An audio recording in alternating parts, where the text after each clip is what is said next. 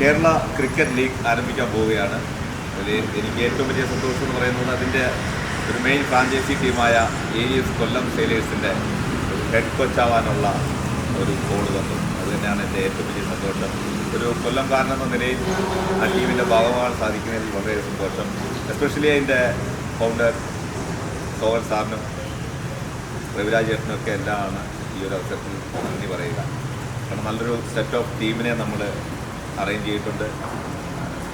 Head coach ഞാനാവുന്നുണ്ട്, Sreesanth മെമ്പറായിട്ട് നമ്മുടെ കൂടെ ഉണ്ട്, സച്ചിൻ ബേബി എല്ലാവർക്കും പ്രിയപ്പെട്ട അദ്ദേഹം ക്യാപ്റ്റനായിട്ട് നമ്മുടെ കൂടെ തയ്യാറായിട്ടുണ്ട്.